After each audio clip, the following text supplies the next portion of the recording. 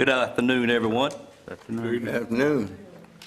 We're here for a happy occasion, so I'm going to try that again. Good afternoon, everyone. Good afternoon. Much better. I appreciate everyone being here for our August the 16th recess meeting for the Nash County Board of Commissioners. It is customary for our board to begin each meeting with a pledge of allegiance and also with a prayer by a sitting commissioner. During the time of the prayer, you're welcome to stand and join us in the prayer. You're welcome to use this time for your own prayer, or you're certainly welcome to use it for a moment of silence, whichever you so choose. And at this time, I'd like to call on Commissioner Marvin Arrington to lead us in the invocation today. Marvin? Let us pray.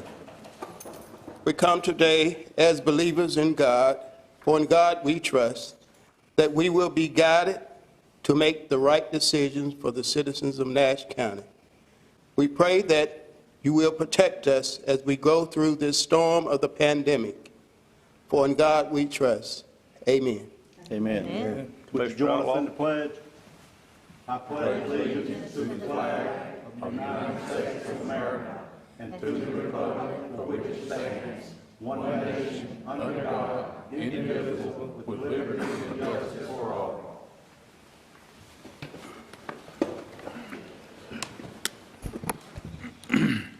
Thank you, Commissioners. At this time, I'd like to ask the board for permission to add an item 3A to the agenda, which would be a swearing in of a new commissioner, which came, we got the necessary paperwork on Friday to take care of that, and I left it up to the new commissioner that had been nominated by the Democratic Party to pick today to do that or to pick the 7th, and she so quickly, I will add, chose today, which we greatly appreciate. So is there any opposition to adding that item to the agenda today?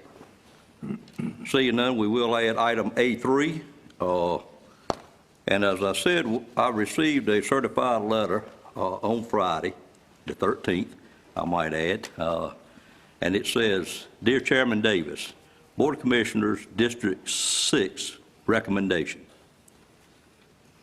Pursuant to North Carolina General Statute 153A-27, the North Carolina Democratic Party Plan of Organization, the members of the Nash County Democratic Party Executive Committee within the territorial area of District 6 of Nash County convene for the purpose of making a recommendation to the Nash County Board of Commissioners to fill the unexpired term of the office of the late Nash County Commissioner Mary Wells. The Nash County Democratic Party Executive Committee recommends Gwen Wilkins of District 6, and I hereby certify this for your consideration for said appointment. Very sincerely yours, Dr. Cassandra Stroud Conover, Chairwoman for the Democratic Party of Nash County. Having proper certification, Mr. Attorney, is there anything else we would need to pursue this swearing in at this time?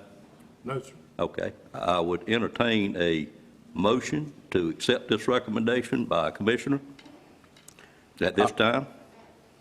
Mr. Chairman, Yes, sir, Mr. Harrison. I'd like to make the motion that we accept the gentle lady Gwen Wilkins as our district representative for District 6.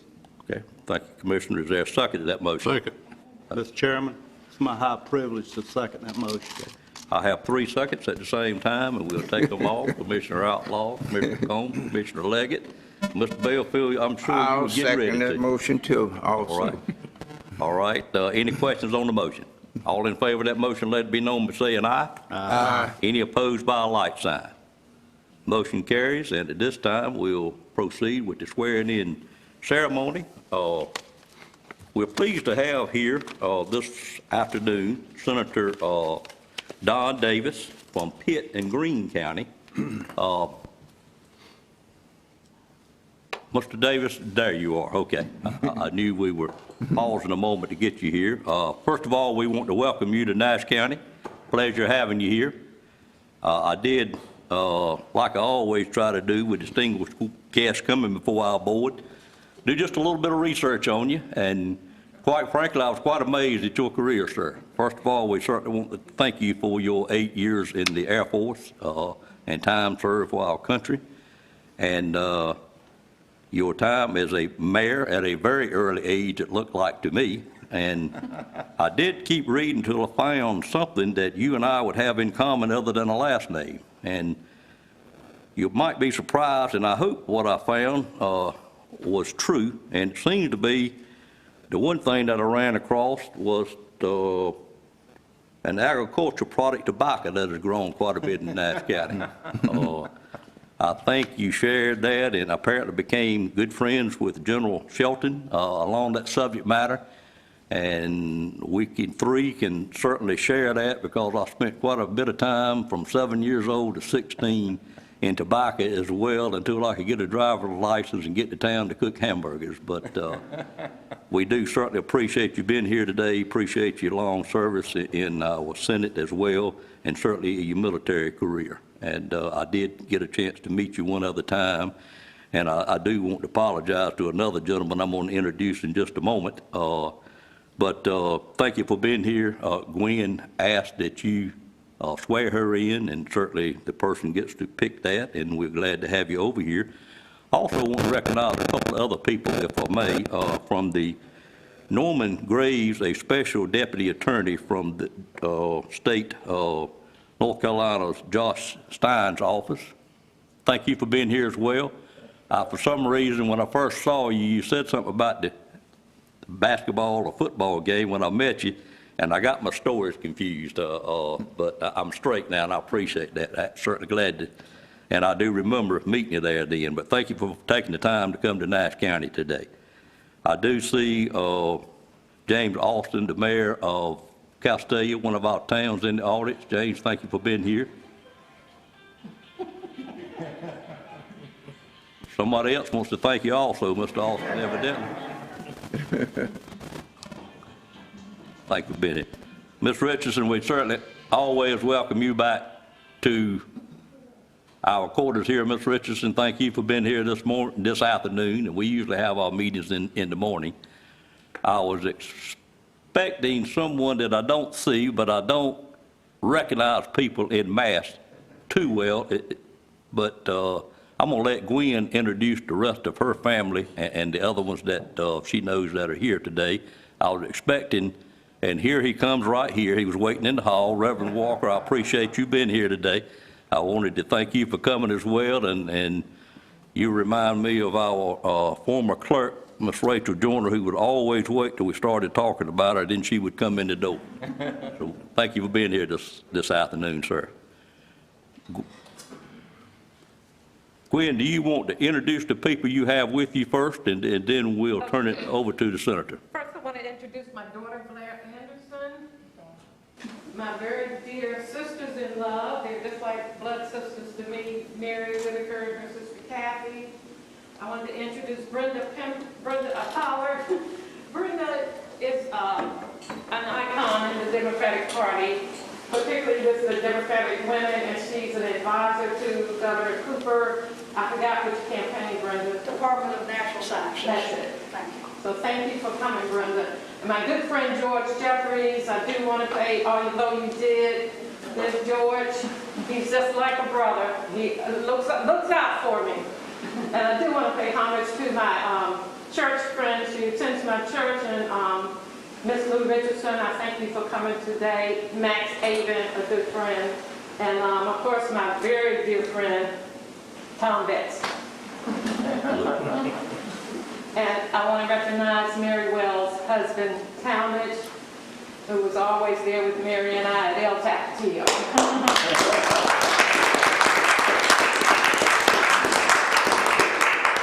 Thank you, Gwen. I'll turn it over to Mr. Davis at this time.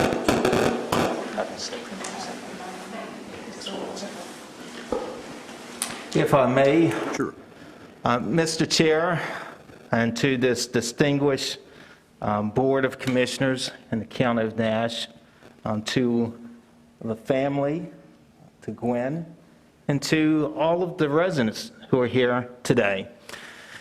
It's an honor to be with you today, and Mr. Chair, to my namesake, indeed I know a lot about those tobacco fields and worked several missions with General Shelton at Andrews Air Force Base. But let me say this. As I come today, I see actually quite a bit of friends who are here. And it's always a pleasure to see friends. But there is a dear friend of mine, Talmadge, who's not here today, physically. But I must believe she's here, Gwen, with us in the spirit. I truly believe that, Mr. Chair.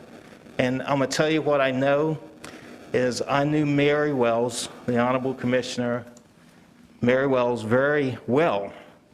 And we spent quite a bit of time interacting at the district level and working on different issues. And this is what I know. She definitely loved the family, but she loved this county. I'm telling you, she loved this county and loved representing the county. I was actually out, and Gwen reached out to me about today's event. And it just so happened, Talmadge, I'll share this story with you. I was riding out, and it just so happened to be at the countryside at the time. And from the time that Gwen was talking to me, it seemed the sun began to shine so bright. And Gwen, you remember me telling you this story? And I said, wow, that must be Mary looking down upon us. I just want to let you know today that my heart still goes out to you and the family, and especially your daughter as well. And I continue to pray for her health and your well-being. We're here today because I know Mary would want us to be here. She would want the residents of District 6 in this county represented. So with that being said, Gwen, I count it no more than an honor and a privilege and a pleasure to be able to administer the oath of office today for you. You have the Holy Scripture, which your daughter would be holding. And at this time, we're going to ask Blair if she can move to the center of the podium. And I'm going to move around, and we're going to proceed with the oath.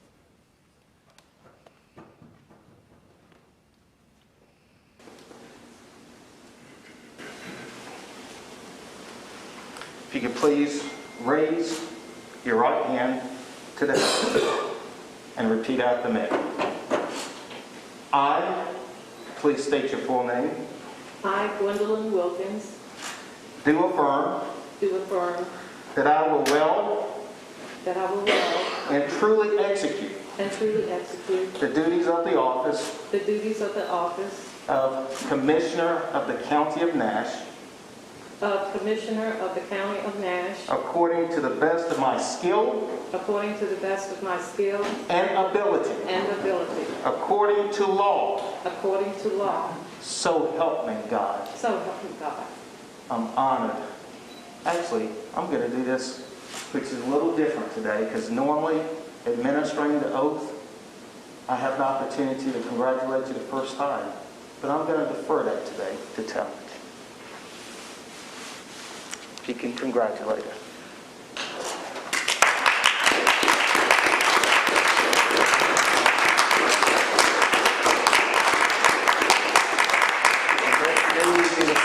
Then to congratulate you, Commissioner of Nash County.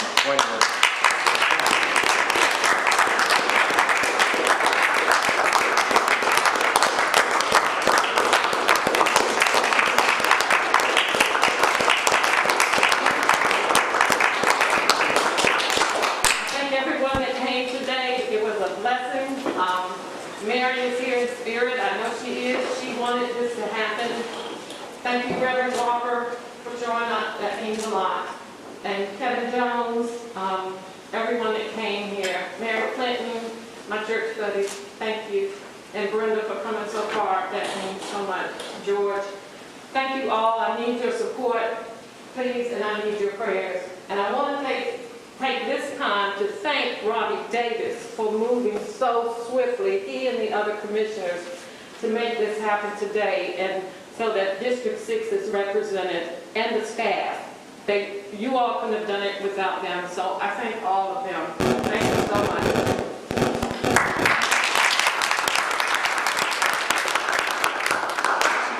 I'm going to take about a 10-minute recess, Gwen, for you to greet your people as they're leaving, and we'll convene just a few minutes.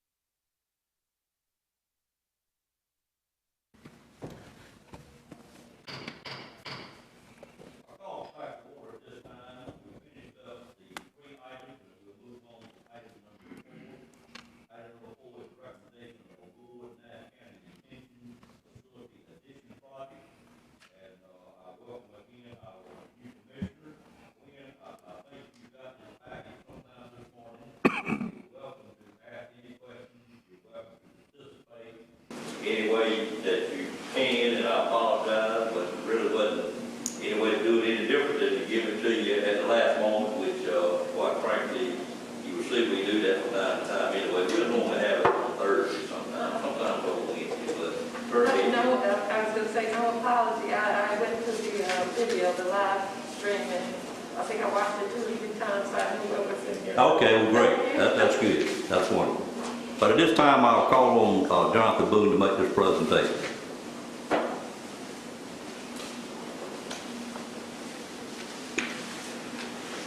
Good afternoon, sir.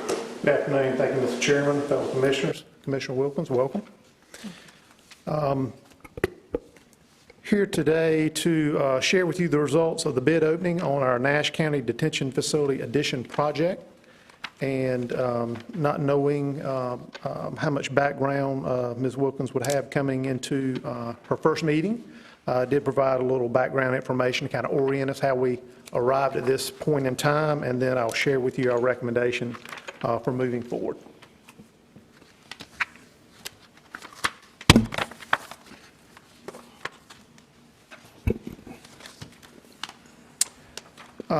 So first thing, if we look back, you will recall back in late 2019, the commissioners authorized staff to move forward with a jail needs assessment based on some concerns that the Nash County Sheriff's Office had expressed regarding the facility, some work we had done in the facility, and concerns about the future of that facility moving forward. And when I say moving forward, looking into the next 20 years.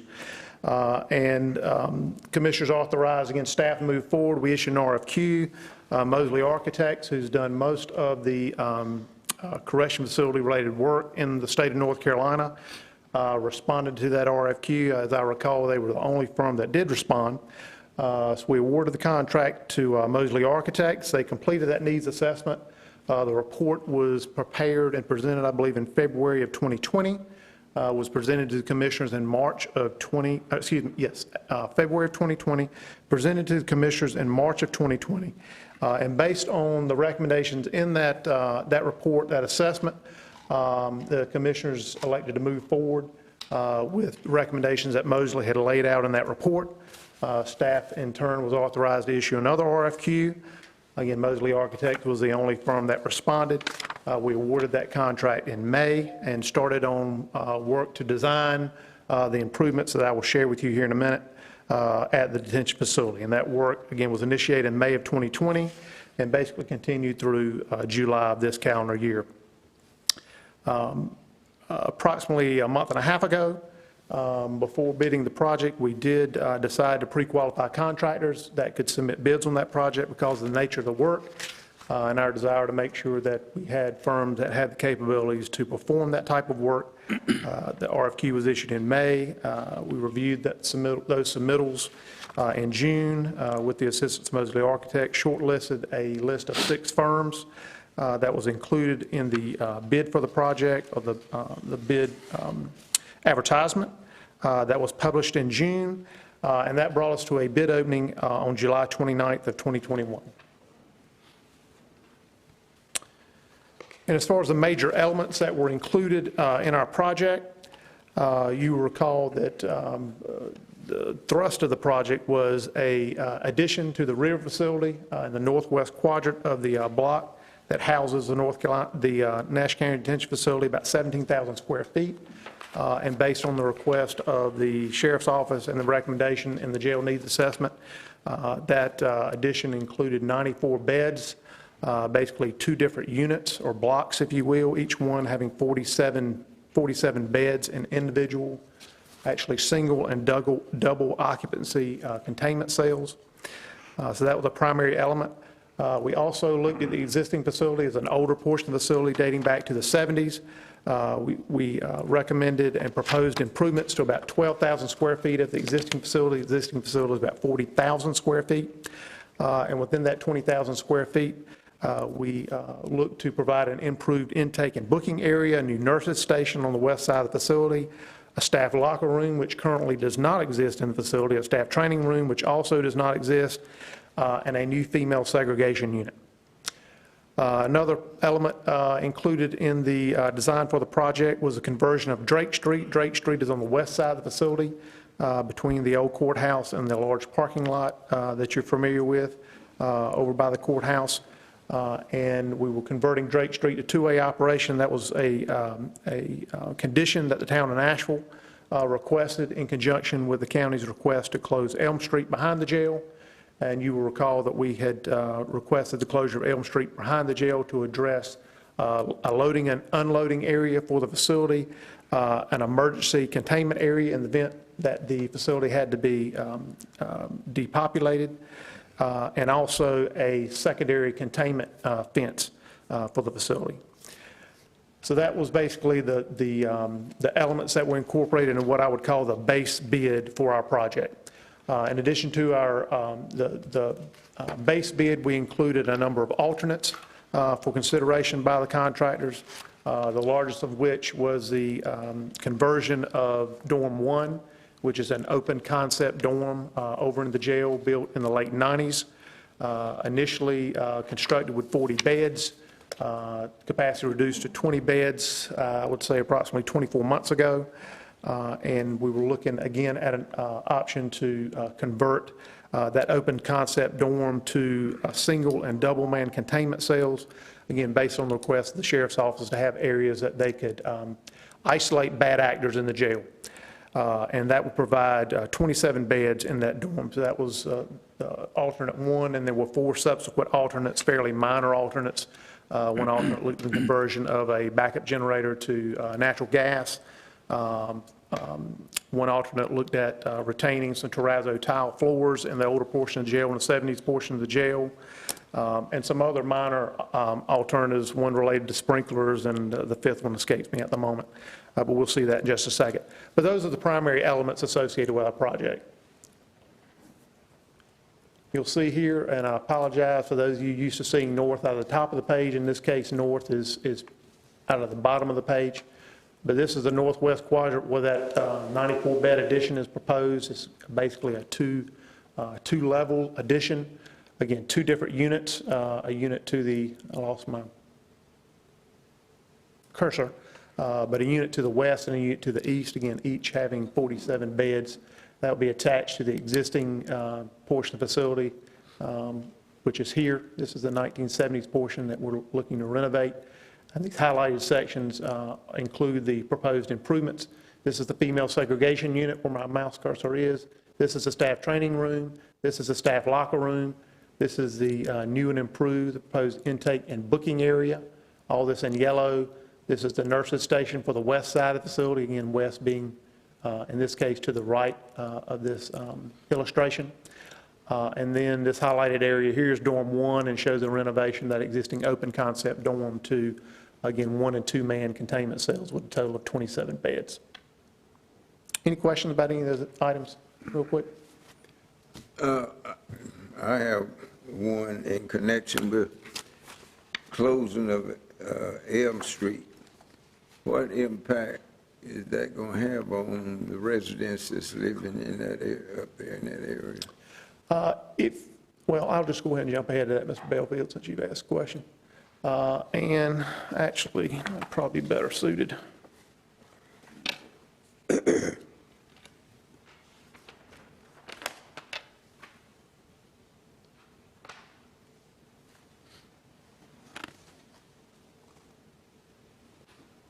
This doesn't show it all. In this case, north is out of the top of the image, so at the top of the screen. It shows the existing footprint for the detention facility. This is the area where the 94-bed addition will be located at the intersection of Drake Street and Elm Street. The portion of Elm Street to be closed is the section between Drake Street to the west, Body Street to the east, and access will be provided, and I'm sorry my image is not large enough to show it, but you still have the streets to the north of Elm Street that provide access to the church, these residences, but access will be primarily from Body Street and the street here to the north, again, off this image. But that was certainly a consideration for the town of Nashville when we submitted our request, and they felt comfortable with what we have proposed and the conversion of Drake Street to two-way operation to approve that closure. That was completely within the purview of the town. It's the town's road, town's decision. We merely made the request and the town board approved it. Were the people, those residents, were they involved in? There was a public Any notification discussion? process. Signs were posted. There were, I'll probably lose count. It seemed like half a dozen meetings to me, but it was probably only 3 meetings. We attended at least 3 different meetings to talk about the proposed closure, and also the representative for that area, as I recall, had contact, some one-on-one contact with those property owners. But again, that was completely within the purview of the town. Okay, Body Street, and what is that, Drake Street? Drake Street to the west, Body Street to the east. That's gonna be the way they get into the neighborhood? Well, again, there's and I'm sorry, I can't remember the name of the street. If there's any residents of Nashville that can help me out. I want to say Bell Street is the street immediately to the north of Elm. I'm doing something wrong? Cedar Street. I'm sorry? Cedar Street. Cedar Street is the street that connects to Body Street and takes you back to the west, the east in this area, Cedar Street. So Cedar Street and Bell Street will be the 2 streets you do not see on the screen that I have in front of you now that will remain open and provide access, in addition to Body and Drake Street. Drake Street will remain open, and again, the portion of Drake between Elm Street and Washington Street that is currently one-way southbound will now be converted to 2-way operation. So you can come in from the east on Washington Street, and if you can see on my image here, I'll slide up a little bit. As it's configured today, you can only come south on Drake and turn right onto Washington Street and head west. And I've got an image I'll show you here in just a second. But this intersection will be reconfigured, and now you can come from the east on Washington Street and turn right onto Drake Street and come up into this neighborhood and to the church. And that seemed to be satisfied? Again, Town of Nashville Board voted to approve the closure. So the commissioners, a majority of the commissioners, it was not a unanimous vote, but a majority of the commissioners were satisfied. Fred, I will add, I went to the meeting, and there were some of those citizens that live up the hill there that were there. And I think in the end, when we opened up Drake Street 2-way, that really made a difference with them. And I won't tell you every one of them was totally satisfied, but certainly there was a consensus that it was going to work. Yeah, well, that's my concern. I Yes, don't want them later on saying that the county commissioners got the town to do something that makes it very uncomfortable for them. If they understand it and satisfied, then Yeah. I'm fine. I think they But I understood. want to make sure that they are. Right. Mr. Boone, you might want to point out the cul-de-sac hammerhead that was added so they didn't live down a dead-end street, right there in the middle also. I don't think we mentioned.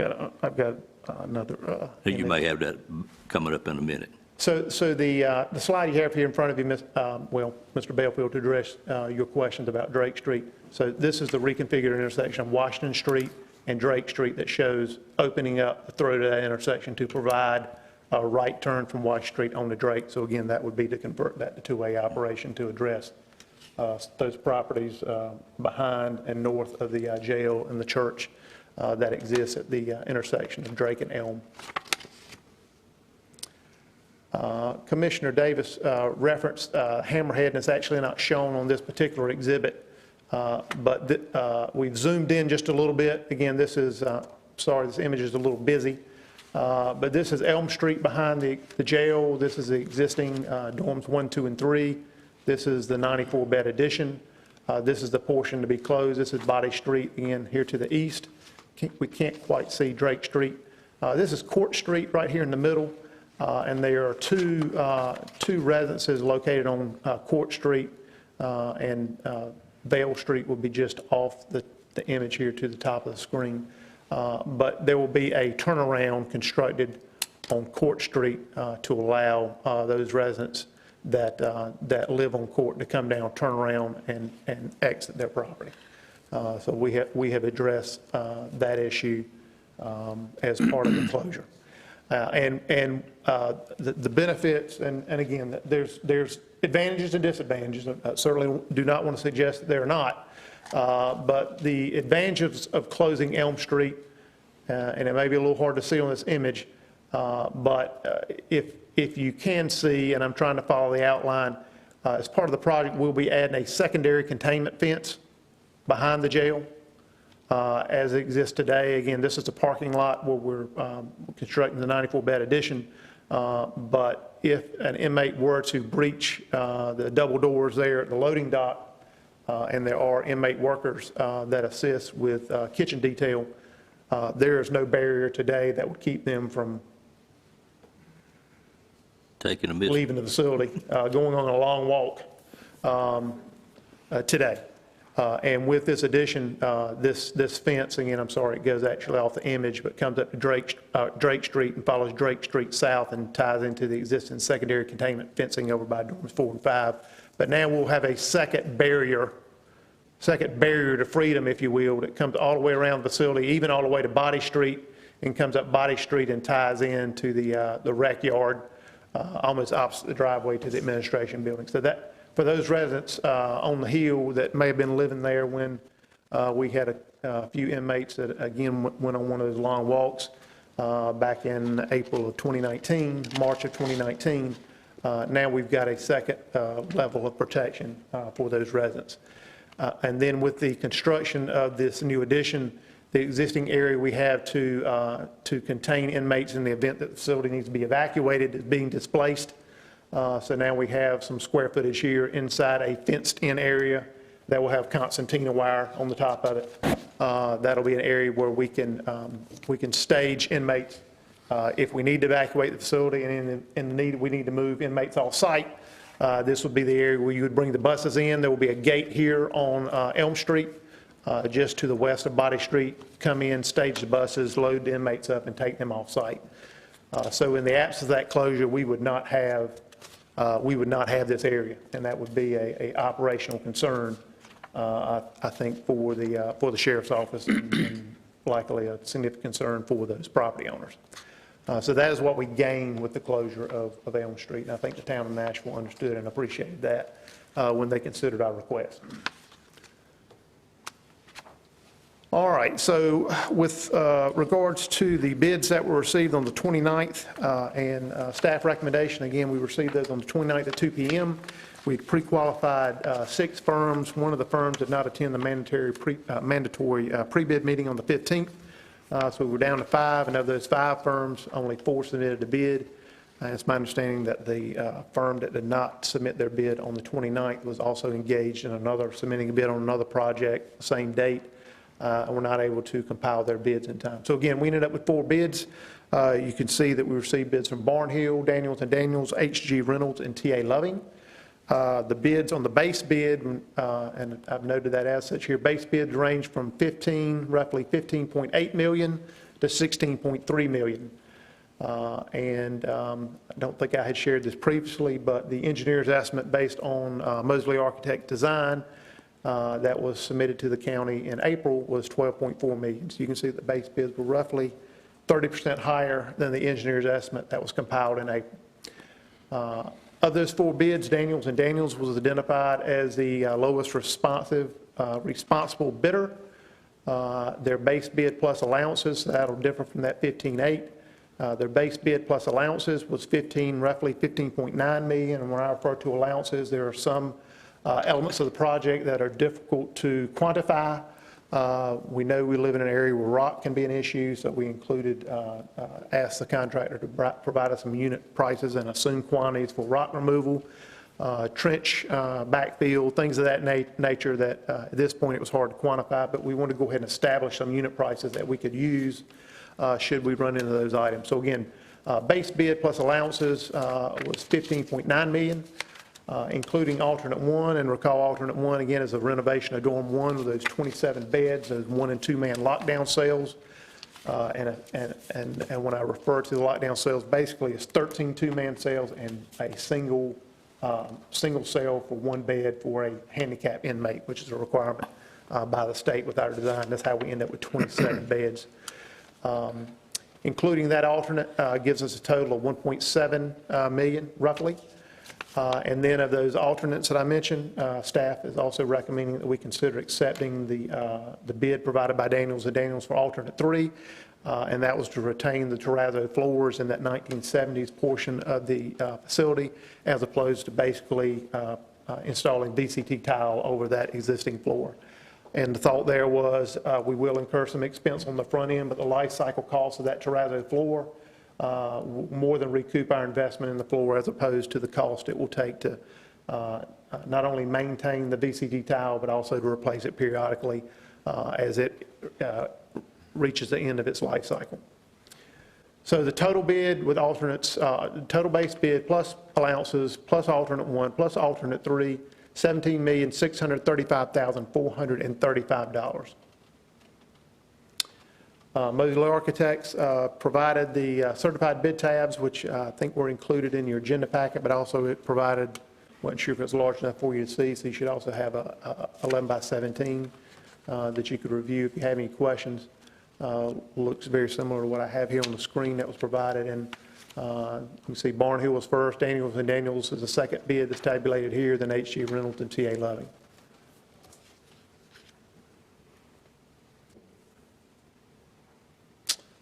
And I guess the only other thing I should add, as far as alternate 1, at this point, we're recommending that alternate 1 be considered and awarded in the contract based on the assumption we'll be able to use American Rescue Plan funding for that work. And recall, the bid for alternate 1 is 1.7, basically $1,713,573. So we anticipate we'll be able to use ARP funds for that purpose. And the committee that the manager has formed has vetted that recommendation. I know the finance director has forwarded a request to the NC Pandemic Recovery Office, NC Pro, to get their thoughts on that, that recommendation.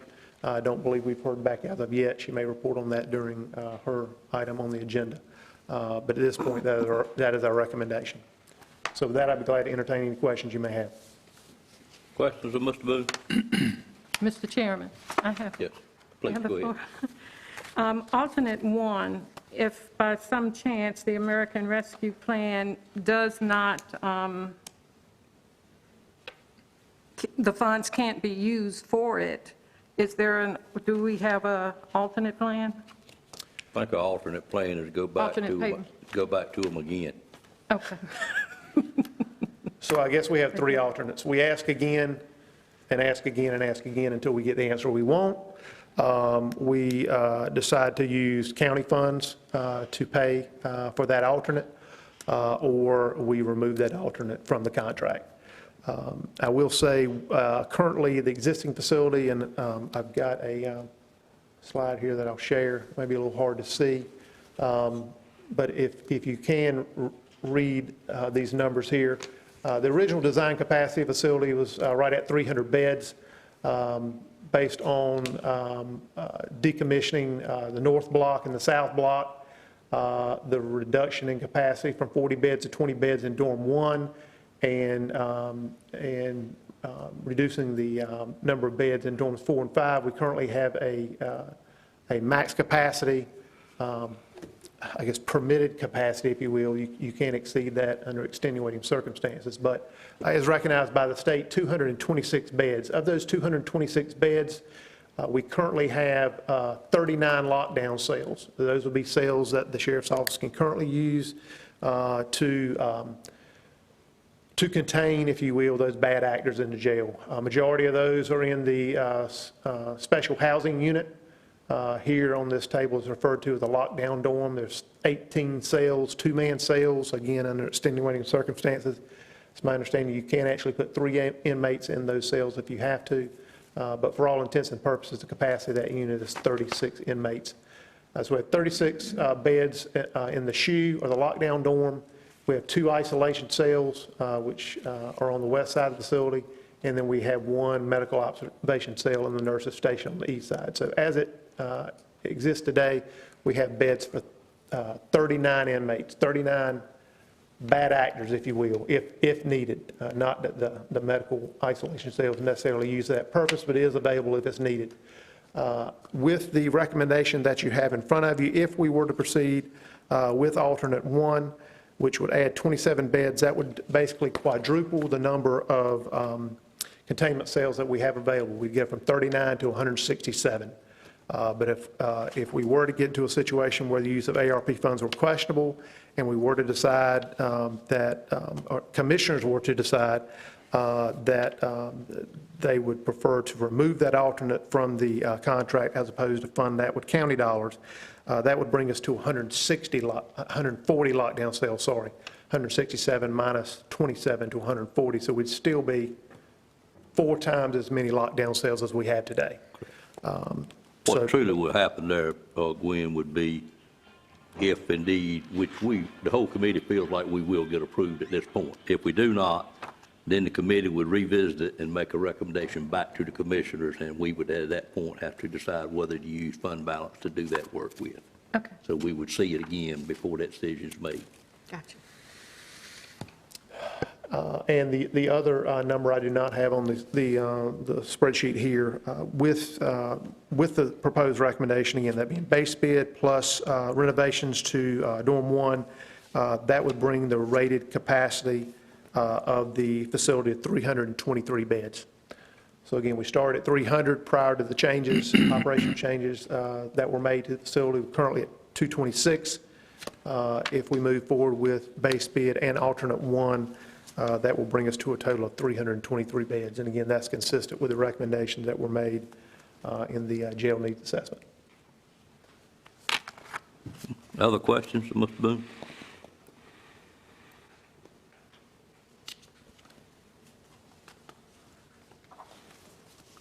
Seeing none, our action today is to approve or deny the request. And at this time, if there are no more questions, I'd entertain a motion to approve the request from Mr. Boone. So moved. Have a motion to approve. Is there a second to that motion? Second. Second by Commissioner Combs. Any more questions on this item? Fred, you all good? Okay. Seeing none, all in favor of the motion, let it be known by saying aye. Aye. Any opposed by a like sign. Thank you, Mr. Boone. Motion carries. We'll now move to item number 5, which is a new public hearing for the detention facility proposed installment finance and resolution confirming the facts. And if you recall, at our last meeting, we had a public hearing at a set amount that was approved, and we also let the board know if that amount changed, we would re-advertise and have another public hearing, and that's what we'll be doing at this time. And at this time, I'll call on Ted Cole with Davenport to come and make his presentation. Donna, did you wish to say anything first, ma'am? No. Okay, thank you. Welcome, Mr. Cole. Thank you. Good afternoon. Yes, following up on the last meeting where y'all did hold a public hearing and we discussed the bank RFP that we had done for financing, went through all of the options. You might recall we did an RFP and we received proposals from 6 different banks. We ultimately, as we talked through those, there was a resolution that you all approved called the findings resolution. And then we got direction from you all to award the financing to Sterling Bank. At that time, we were talking about a borrowing of not to exceed $14 million. As things have evolved on the project, holding the new public hearing and considering another approval up to $16 million. With Sterling Bank, presumably, again, they approved the county to go to a slightly higher amount, so there's no issues there. If after today's public hearing and approval to move forward, there would be one final county board approval at your September meeting. The local government commission would consider this at their September 14th meeting, and if all of that goes well, we would close another week or 2 after that. I think we're currently targeting around September 22nd or September 24th, which is when the funding would be available to the county. So I believe there's some discussion materials in front of you that looks at Sterling Bank's proposals. You all might recall we were looking at 4 different options when we last discussed this. Ultimately, option 1 was selected. So happy to talk through any of that if you'd like, but this has been updated to reflect the new borrowing amount not to exceed 16 million.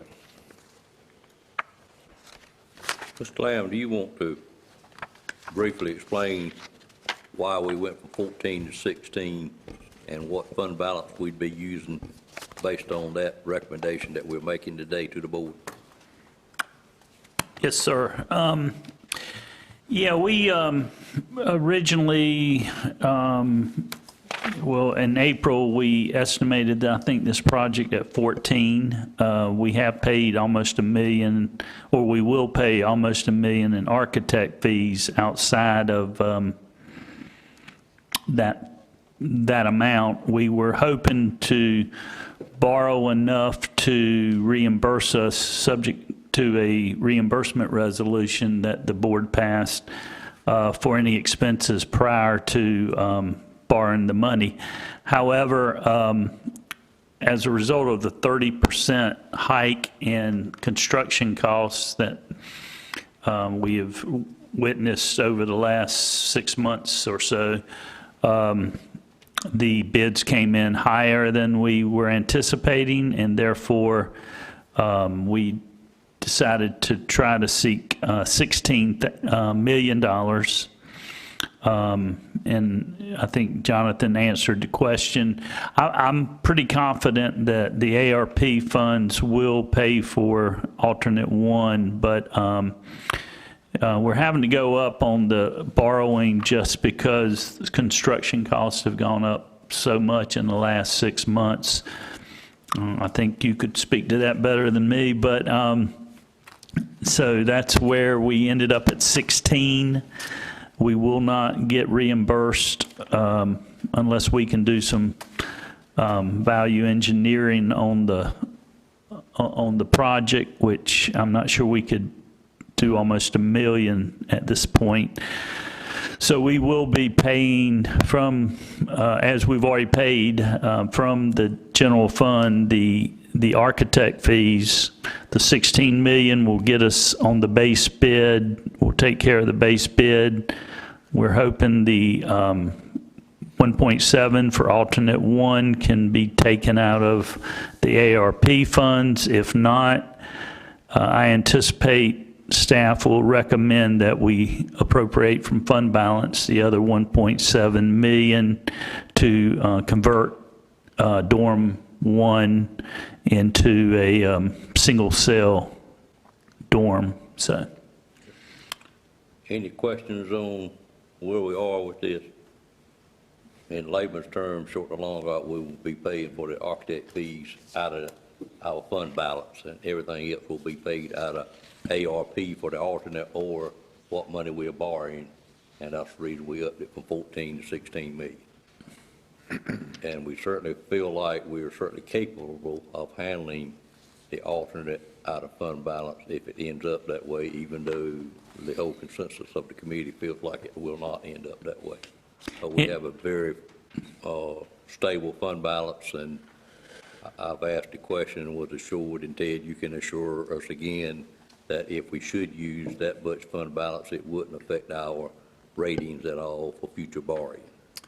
that's correct. And one thing Ted and I and Donna have been talking about is going to New York and looking at our credit ratings. They are very high now, but we haven't done anything since 13. So we feel like we might want to at least talk to them and see if there's any room to go a little higher that will affect not this loan, but future loans, the interest rate. And I will say that, and if you look at, I'm not sure how far he's going into this since he did last meeting, but the debt affordability, if you look on, Doesn't have a page number, I apologize. oh, okay.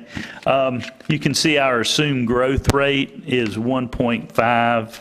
We get right at 800,000 per penny. In the last few years, we've done quite a bit better than 1.5, but for planning purposes, Ted wanted to be conservative, and we agreed with that increase. But as y'all know, we're getting a lot of growth in the county. We're getting a lot of new subdivisions, lots, and we do anticipate better than 1.5, but for planning purposes, we wanted to be conservative.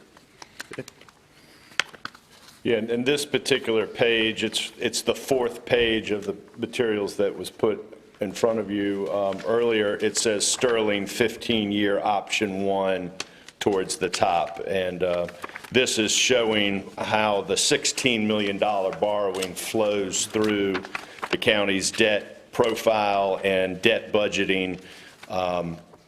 What you'll see under column L is we've identified about $111,000 in fiscal year '23 that you all will potentially need to come up with to supplement the other dollars that you budget for debt service for this $16 million borrowing under that option 1 15-year repayment, which was the repayment option that had the least amount of cost or interest expense over the life of the loan.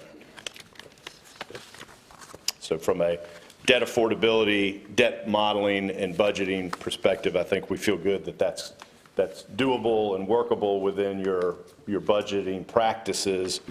And to the earlier point about fund balance, certainly using reserves for one-time capital is an acceptable use of reserves, and you all have historically managed that at a pretty high level, so I think it's a reasonable use of those reserves if for some reason the ARPA monies aren't eligible. Any other questions, Mr. Cole? Thank you, Mr. Cole. Excuse me, go ahead, Fred. Refresh my memory. Yes, sir. I was listening at the cost of the architect fee, well over $1 million. It's right around $1 million. Did we bid that out? We did what we always do, Mr. Belfield. We're not allowed to bid it out per se. We take letters of interest, and then we interview those, and we decide which one we want to use, and then we negotiate a rate with the one that we chose to use, a committee that the county had, based on a pointing system that they utilize. Do we think we got the best choice? I indeed, on this instance, like most instances, think we used the one that we needed to use. You probably don't want to say yes or no on that, but... No, I will say yes. I don't have any problem with saying yes. I'm not completely satisfied that we missed the budget as much as we did, but I honestly do not blame that on the architect. I blame it on the timing that we are in. Well, And we did do quite a bit of things that we may not have thought of in the beginning once we got well into working with the old facility that we had. Yeah, if I may, we did, as the chairman mentioned, we did an RFQ, and we got one responsible bid,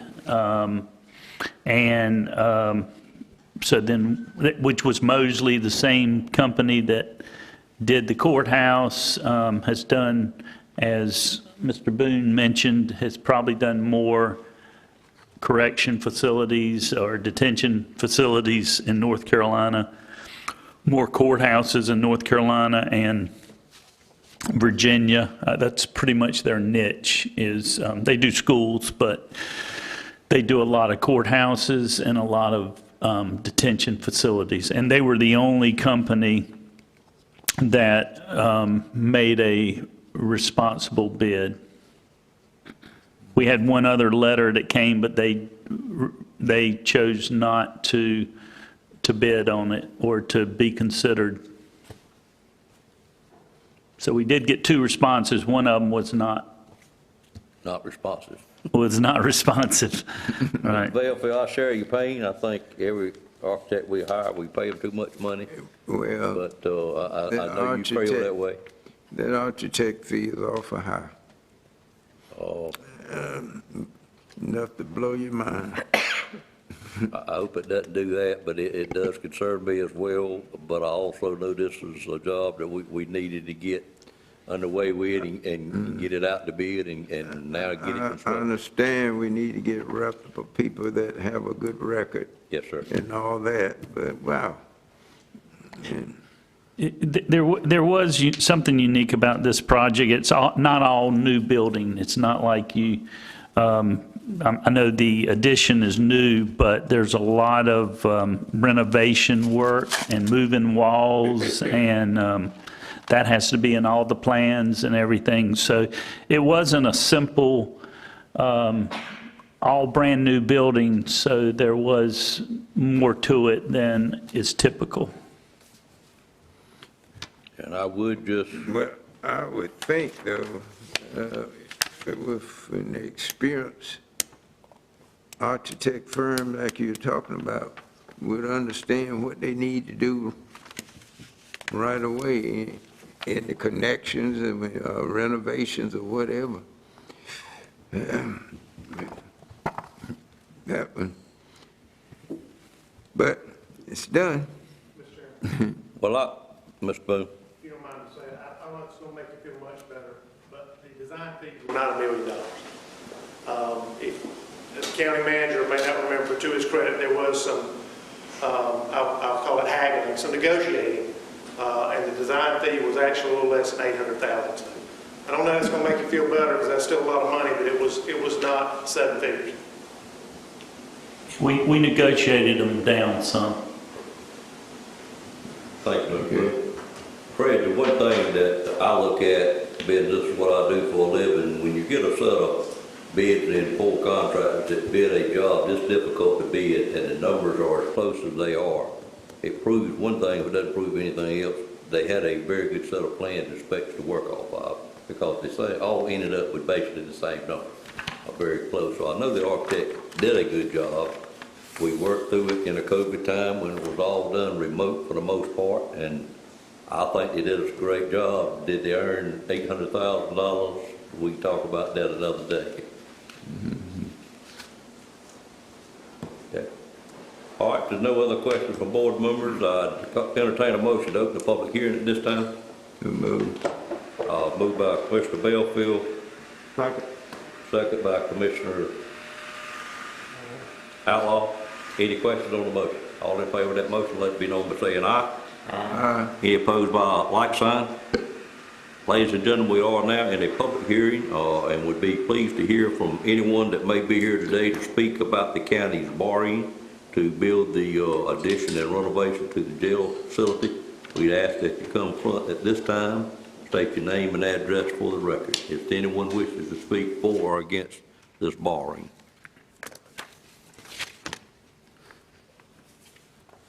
Seeing no one, I'd entertain a motion to close the public hearing at this time. Move we close the public hearing. I have a motion by Commissioner Combs, second by Commissioner Belfield. Any questions on that motion? All in favor of the motion, let it be known by saying aye. Aye. Any opposed by a like sign? Motion carries as well. Mr. Chairman? Yes, sir. I appreciate Mr. Boone correcting me. He should have on the architect fees.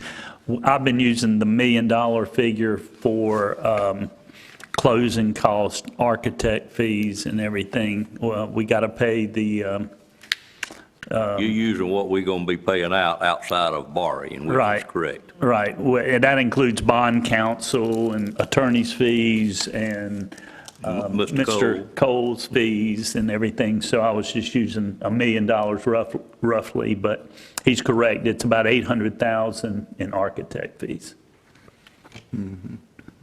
All right, pleasure of the board. It's time to have a motion to adopt the resolution and confirming of fact, So moved. which basically means approve the borrowing of the money. Have a motion by Commissioner Outlaw. Is there a second? Second. Second by Commissioner Wilkins. Any questions on that motion? All in favor of the motion, let it be known by saying aye. Aye. Any opposed by a like sign? Have we got everything we need, Mr. Cole, Ms. Wood, and Mr. Durham to keep moving forward? All right. Thank y'all. And Ted, thank you for hearing the second time and all you've done on this. Thank you very much.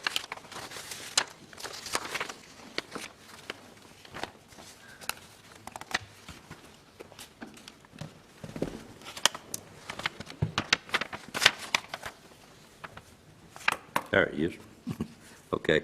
Item number 6 is a resolution for the North Carolina Commerce Building Reuse Application for Project Start, and I'll call on Andy at this time to make this presentation. Good afternoon, sir. Afternoon. Welcome. Ms. Wilkins. I'm not sure if you heard you, Andy. I said, and welcome, Mrs. Oh, Wilkins. thank you. Yeah, I'm here to, this is a resolution authorizing the support of an application to the North Carolina Department of Commerce Building Reuse Program for Project Start. Whereas the North Carolina Rural Economic Development Division, as authorized under NCGS 143B-472.127, provides grants and loans to local government units to support economic development activity that will lead to the creation of new full-time jobs. The program gives priority to projects located in the 80 most distressed counties in the state and resident companies as defined in NCGS 143B-472A4. These funds are available and eligible for the renovation of vacant buildings, the renovation of an expansion of a building occupied by an existing company wishing to expand operations, and the renovation, expansion, or construction of healthcare facilities that lead to the direct creation of new full-time jobs. Whereas the county has need for and intends to assist in the renovation of a vacant building described as Project Start, and whereas the county intends to request funding assistance from the North Carolina Department of Commerce from its building reuse program for the project. The business will make renovations to the 62,500 square foot building for food process operations. The total new investment for all activities is expected to be $10,550,000, with the creation of 25 new jobs by the end of 2022 and 55 jobs within 5 years. Therefore, be it resolved by the Board of Commissioners of Nash County, North Carolina, is in full support of the application of this project. If funding is received, the county will arrange for a local cash match of at least $5,000 of the total requested grant amount toward the project. All right. Any questions on this? This is, of course, a project that is associated with the Shell Building in the Middlesex Industrial Park. Ms. Leggett? Is there any commitment of county funds required as part of this approval? Yeah, 5%, but that's 5% of, they've been approved or pre-approved for $400,000. And they will be receiving approximately through our 50% reimbursement program of roughly over 5 years, around $97,000. So 5% of $400,000, I think we're going to cover it. Other questions? Of course, this is no announcement by any means, but it is the next step to get to an announcement. Right. This certainly helps bring it to fruition. Yep, a little closer. Any other questions? All right, thank you, Andy. Hold just a minute.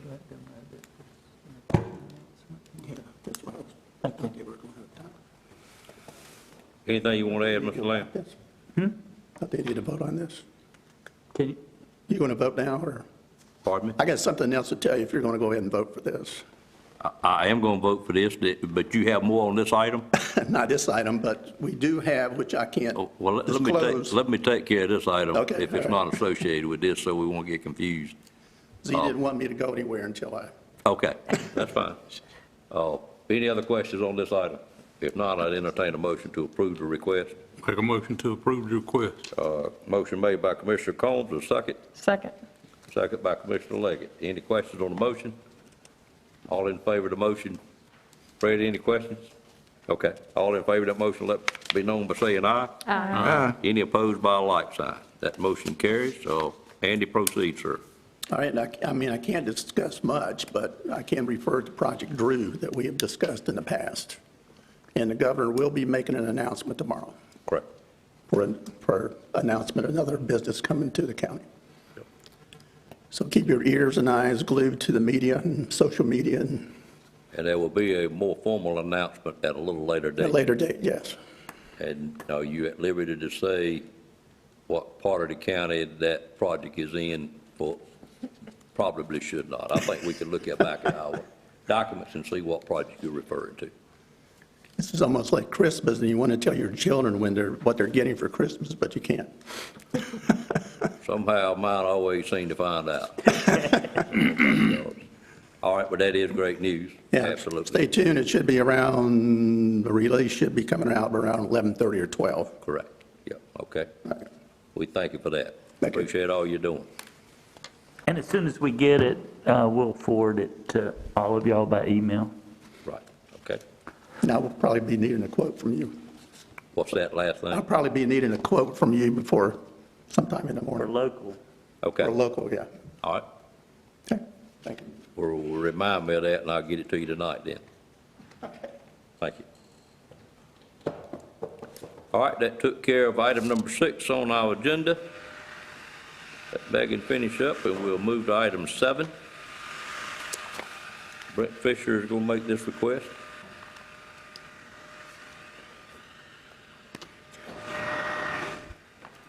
Brent, I thought we had the 4th of July already. Yes, sir. Welcome, sir. Good afternoon, Commissioners. Commissioner afternoon. Wilkins, welcome. Thank you. I have before you an approval for a fireworks display permit. The Nash County Fire Marshal's Office has received a permit application to conduct a fireworks display as part of an event on August 21st, 2021 for Mr. William Blackman at 2516 Bend of the River Road, Rocky Mount. The operational permit requester is the contractor Kevin Wetzel of Wetzel Pyrotechnics of Moyock, North Carolina. The permit application and accompanying documents are in order, and a copy of the insurance bond when Nash County is an additional insured is attached to the application permit. North Carolina General Statute 14-410 requires the Board of Commissioners give approval prior to the fire marshal issuing the permit. And the Nash County Fire Marshal's Office recommends approval of the operational permit for Kevin Wetzel of Wetzel Pyrotechnics. Did you say, or do you know what that event is? It's a special event that Mr. Blackman is holding for, and I don't know if Commissioner Outlaw is aware of it or not, but a special event that he's doing around his home there on the dead-end part of Vaughn Chapel Road. Okay, all right. Any questions from commissioners? Pleasure to the board. Move for approval. Have a motion to approve Commissioner Outlaw. Is there a second? Second. Second by Commissioner Bellfield. Questions on the motion? Seeing none, all in favor, let it be known by saying aye. Aye. Any opposed by like sign? Motion carries as well. Thank you, sir. I have one other thing that I want to just bring up. We received, when this agenda went out Thursday or Friday last week, we received an additional pyrotechnics permit request for September 18th, which is for a wedding at Rose Hill. So I can either present that application permit at the September meeting, or I didn't know if you wanted to entertain the possibility of that one today as well. We do have all the application permits in hand. The only thing we're waiting on is the pyrotechnics displayer or operator is out of Alabama, and he's in the process of getting his credentials from Department of Insurance, State Fire Marshal this week, and should have it by the end of the week. So I just wanted to bring it to your attention if you wanted to entertain it today, or we can bring it back in September. Brent, I think I would prefer to bring it to us when you get the package together, a pretty strict as far as adding things to the agenda once it's published Sure. by other Yes, sir. departments. So let's stick with that routine Okay. if it's okay. No problem at all. Okay.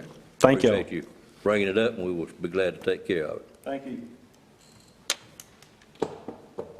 All right, item number 18, number 8 is an item that I'm very excited about, quite frankly. I hope the commissioners will join me in my excitement, but it's the recommendation that comes from the ARP committee that has been working, that the manager established about 2 months ago. And of course, that is putting together ways we can utilize the $18.3 million that we are receiving. As we said last time, Commissioner Arrington and myself serve on that committee, and we've had 2 pretty lengthy meetings, and actually, because we ran out of time at the last one, had to schedule an additional one, may even be this week, first of next week, I'm not sure. But, Mr. Lamb, I'll turn it over to you to make a presentation, and then certainly the commissioners can discuss it. This is actually the first recommendation that will be made from this group as far as their use for these funds. Thank you, Mr. Chairman, members of the board. This proposal is to incentivize county employees to take the vaccination for coronavirus. Nash County takes the health and wellness of employees and citizens seriously.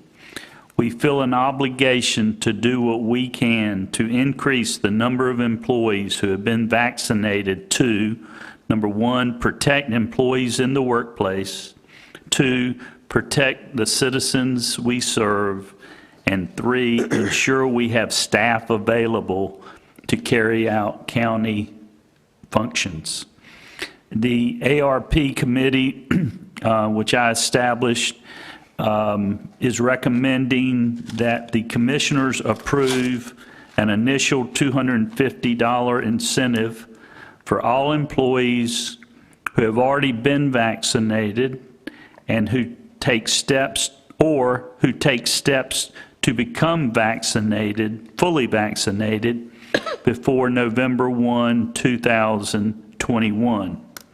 Our goal is to get our workforce to a 70% vaccination rate, and to that end, the committee is also proposing that if we meet this goal of 70% of all our employees being vaccinated, that all vaccinated employees will receive an additional $250 incentive. Details about the timing of these incentives are still a work in progress, and we are working with the finance office, but we do know for the most part that American Rescue Funds can be utilized for this purpose, and we are asking for your support on this incentive plan. We propose making this available for permanent full-time employees and permanent part-time employees. As an aside, we also have a desire, the committee does, to encourage the vaccination of our school-age children. And the committee is working to bring you a proposal that will involve a financial incentive plan for Nash County residents aged 12 through 18. I have discussed this with the superintendent, and I know the chairman has discussed it with the chairman of the school board. We hope that this kind of incentives will help make our schools safer and will afford our school system the opportunity to experience a full year of traditional in-class learning in Nash County. The particulars of the 12 through 18-year-old incentives will be discussed at our meeting, at our next meeting of the committee, and at the September 7th board meeting, we will bring to you further information. For a fiscal note, the employee vaccination program is estimated, if we had 100% participation, would probably be right at 350 when you add the permanent part-time people. Plus, with employer tax costs, we anticipate it being no more than $400,000. Again, that's if you had 100% participation. You can see where hoping for 70%. So you can divide that 400,000 by 7 and you get $280,000. So if we reach our goal of 70%, the total cost to the in ARP funds will be approximately $300,000. If for any reason all or part of the employees it is determined are not eligible, we would still recommend that the county expend the funds to do this for the safety of our employees, our public that come into our buildings and interact with our employees, including seniors. And if there's any questions, I'll be glad to answer them. Yeah. Questions from commissioners. I'm going to say a couple of words before we take questions, but the committee started out at a lump sum amount, and then numerous of us, and I'll be glad to say I was one of them, felt like there should be some help from existing employees to try to talk other ones into getting the vaccine, particularly the ones that were in supervisory roles. So that's why the recommendation comes to the commissioners as a two-step process once we obtain a goal that the committee settled on. We were originally going to do it all in one lump sum, but I think the majority of us felt like we should be able to get some help from our workforce. There was some concern that it may cause infighting with our employees. I certainly hope that will not be the case. It is a very serious matter, but I certainly have enough faith in our employees that that wouldn't become a true concern. And if any employees are listening and this board approves that, I know I, as well as the rest of the board members, would be very disappointed if that became a problem and we had to change it due to that. It's a very touchy subject to some people. We fully recognize that. We know some people are not going to change their mind, but where we are, which I understand is about 44% from our health department numbers, fully vaccinated employees, is just certainly not where we need to be. And we've got to move that number up quite a bit. We need to do it for our own health. We need to do it for the health of our fellow employees. But we also have a tremendous amount of people that our employees come in contact with every week, and we need to do it for our citizens as well. And I feel like I know our commissioners and how they feel about this, that we all are unified in the statement that I just made. But at this time, I certainly would open it up for commissioners to ask our manager, Mr. Lamb, any questions he has about what he has presented here today. Questions? Yeah. Mr. Belfield. Do you have any idea why our percentage is as low as it is that have already taken the vaccine? I couldn't answer that other than speculation, and I'd rather not speculate, but it's certainly a question. I can get the health director to send you an answer regarding his feelings on why that number is low. Nationwide, I know we're at 168 million. And I think the last census released last week has us at 340. So we're not much lower than the national average, but we are a little lower than the national average. We are a little low. Different businesses, locations here in the county that provide free vaccination shots. For whatever reason, we are a little low, and we really are concerned about our employees' interactions with the citizens of our county and other citizens.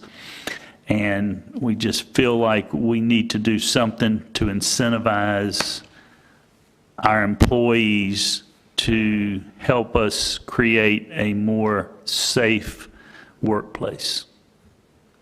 Well, to answer your I would- question, I would- go ahead, sir. I would think that any county employees, caliber of people we have working, and working with the public, and coming in contact with the public would think that their health is important, that they wouldn't want to come down with the coronavirus. And now that we have this Delta strain that's coming at us, that they wouldn't be listening to propaganda. There's a lot of it out there. And I just feel like our employees are a lot more intelligent than that they would know better and seek professional advice rather than what they get off of Facebook, Zoom, or whatever. Because that is a lot of propaganda on there. I've seen some of it.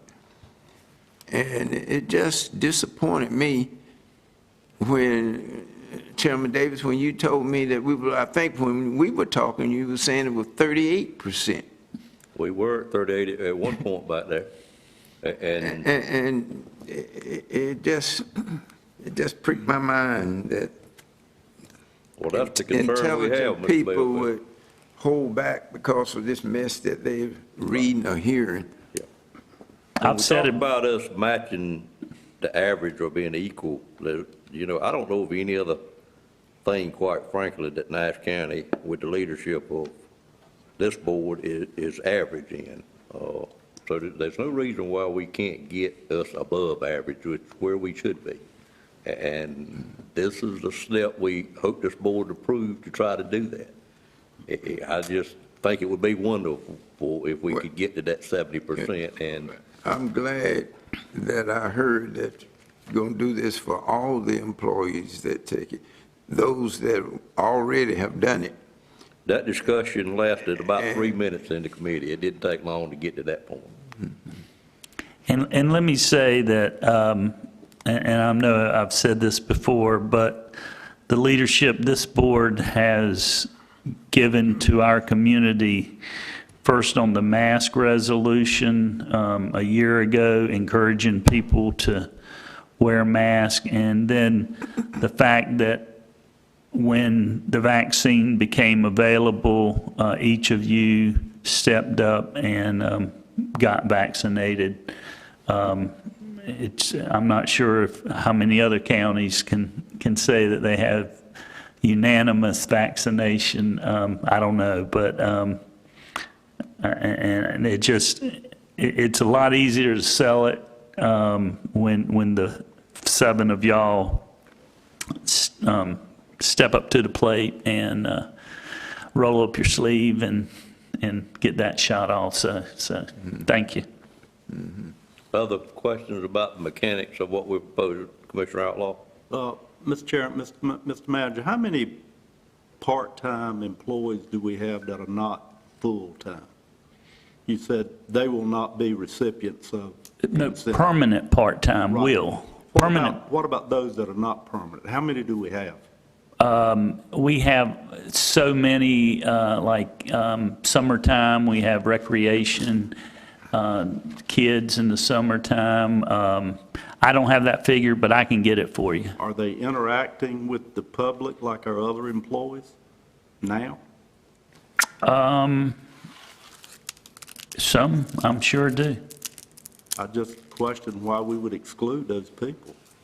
If we are really concerned about our employees interacting with the public and the potential spread of COVID, then those people are also interacting. We felt like the permanent part-time people were those that are regularly around the public. I can get those numbers for you, and we'll take your concern I'm going to support back to it, the but I think committee. those Yeah, people should also be recipients. we will If they're take interacting with the public. that concern back to the committee and Actually, Z, if you recall at our last meeting, when we dwelled through the numbers some, there were very, very few left, because we were handling most of those recreational, part-time, permanent employees. There was a group of them left, but it wasn't a large number, but certainly we can get that number and make that decision as well. Well, even more so if it's a very small number.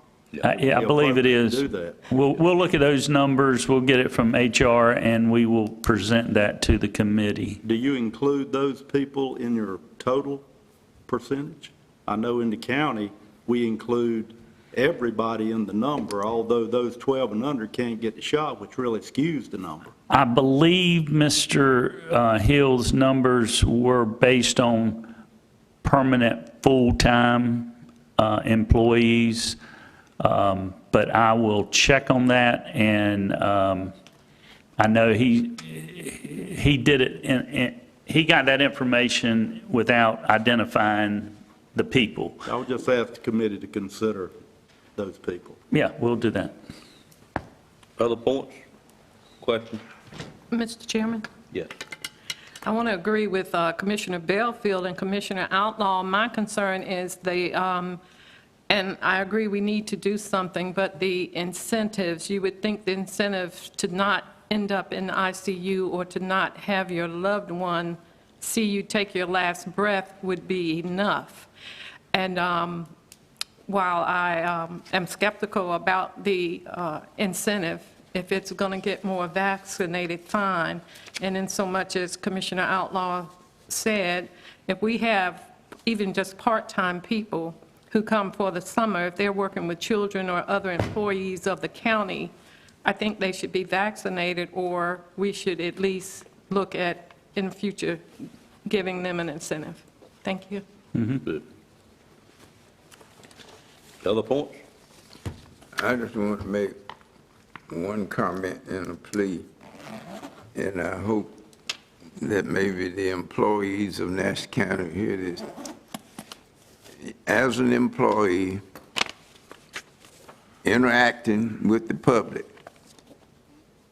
I know you certainly don't want to carry anything home to your family that cause them to have this virus. So please get your vaccination. Amen. And let me let the board know this also.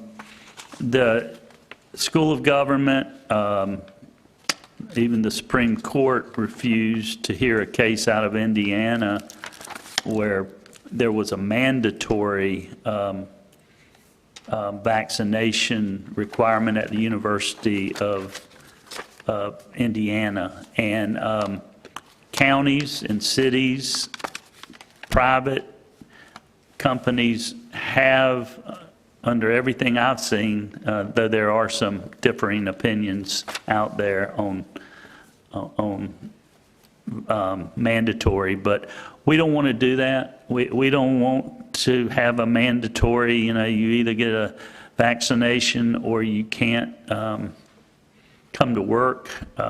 We don't want to be that heavy-handed, but I appreciate your comments and y'all's comments about, for the sake of your loved ones, for the sake of, I spoke at Rotary today, and first thing I talked about was COVID, and we lost a Rotary member early on to COVID, but prior to the vaccination being available. So, we all know people that have died from COVID. We all know lots of people. We've got, 11,000 cases in the county since the beginning. And, you don't see this virus when you're talking to somebody from the public. It's just really important that we protect not only ourselves, but our co-workers and the public when they come in our buildings. But we don't want to make it mandatory, and we're not recommending that it be mandatory. But yet, no. So I want to urge all our employees to roll up their sleeves and participate to make our workplace a safer place. Thank you. See, what I think we do need to do is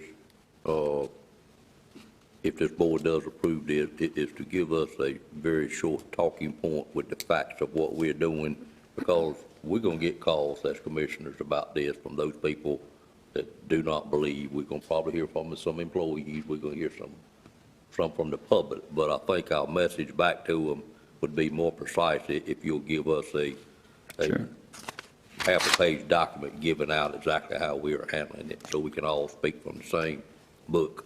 And what I have found, talking to people about this, is you'll get some negative comments from both the anti-vaxxers, because they don't like the idea that we're encouraging people to get vaccinated, as well as people who on their own have gotten vaccinated that don't think we ought to be paying people to do what they ought to do.